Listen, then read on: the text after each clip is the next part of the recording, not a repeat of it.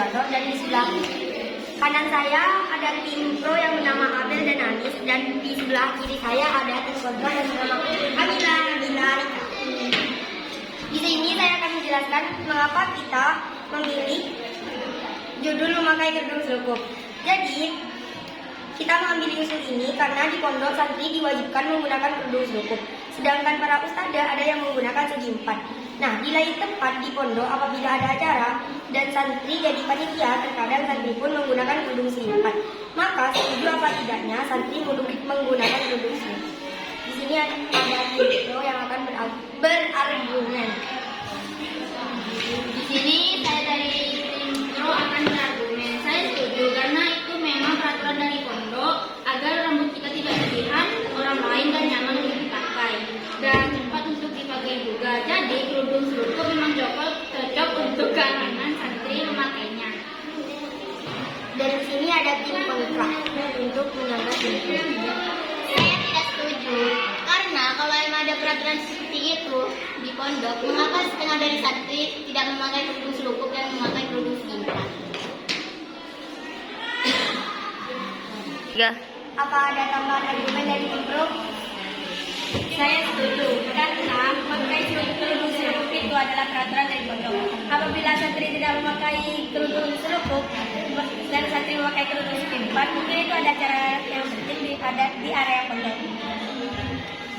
Apa ada balasan dari tim kontra? Saya tidak setuju. Terus mengapa pondok membuat peraturan jika santrinya masih melanggar? Tim pro akan menyanggah tim kontra.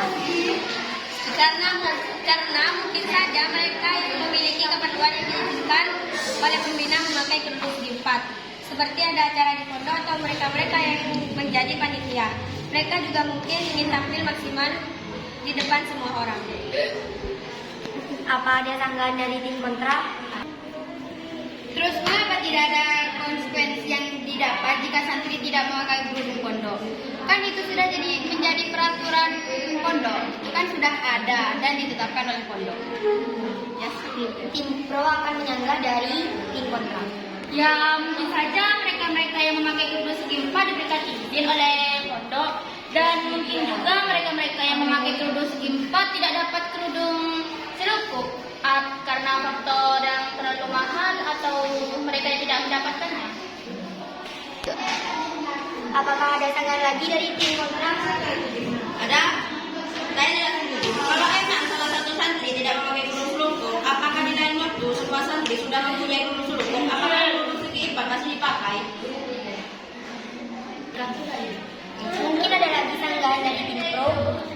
Pasti ketika semua santri sudah mendapatkan kerudung selukuk, kerudung segi empat akan dihapus, kecuali ada acara penting. Mereka yang ingin memakai kerudung segi empat harus izin dulu ke pembina, agar kerudung segi empat mereka tidak disita dan dirobek oleh pengurus. Mungkin ada sanggahan dari tim kontra. Saya tidak setuju. Ya meskipun begitu, berarti sama aja kita membiarkan para santri untuk melanggar aturan sendiri atau melanggar aturan yang telah dibuat. Percuma dong untuk membuat peraturan kalau buat dilanggar. Kenapa nggak kalian aja bebas menggunakan kerudung yang lain? Mungkin ada lagi sanggahan dari tim pro. Tidak, emang pondok membuat peraturan, tapi kan setiap aturan pasti para pembina atau sekadar memberikan keringanan kalau santri itu izin. Tidak apa-apa, pondok tidak mempersulit aktivitas santri di pondok, bagian dalam atau luar. Mungkin ada sanggahan lagi dari tim kontra. Ya kan percuma, ya sekalian aja lah mereka menggunakan kerudung bebas, ya kan bisa mereka. Kalau dengan kerudung bebas kan mereka bisa menyesuaikan dengan baju. Nah terus gimana?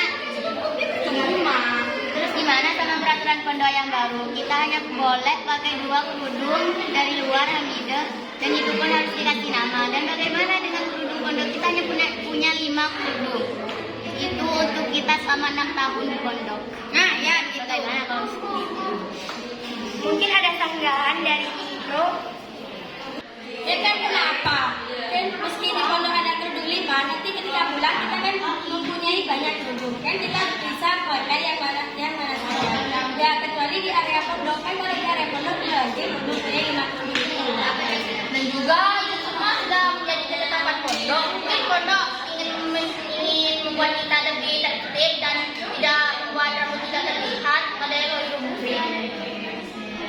Apakah tim kontra masih menyangga Dimpro? Ya kan itu kalau di room. Saya akan menyanggah argumen dari tim pro. Kan itu kalau di rumah kita itu bakal bebas. Tapi kan kalau di pondok kita bakal penuh suku. Itu yang buat kita para santri tertekan. Saya juga tahu kalau bahwa Anda sebagai tim pro juga tertekan dengan mosi ini. Karena sesungguhnya Anda juga tidak ingin memakai kerudung selubung di pondok.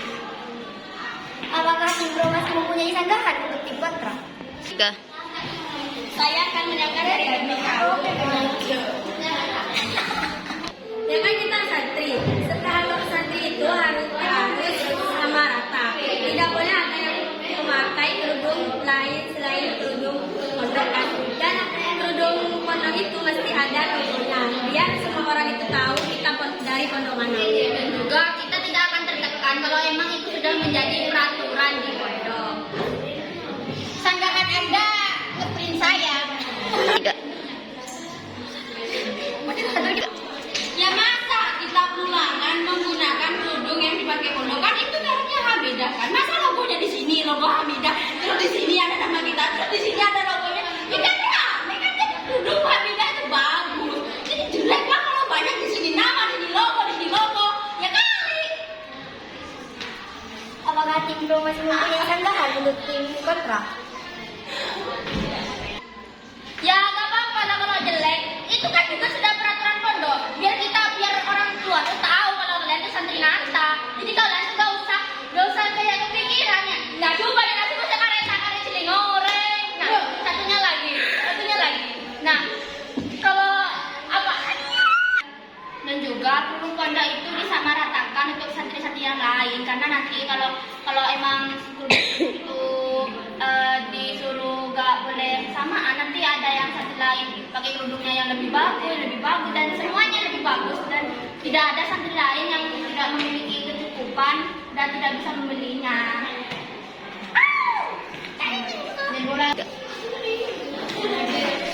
Baik, diskusi kali ini kami selesaikan. Jadi kesimpulan dari debat kami, jika sudah ada peraturan yang ditetapkan oleh sekolah atau pondok, kita harus mengikuti dan menerapkan peraturan tersebut agar kita tidak mendapatkan konsekuensi tersebut. Dan jika ingin melakukan maka kita diwajibkan untuk izin agar tidak mendapatkan konsekuensi tersebut.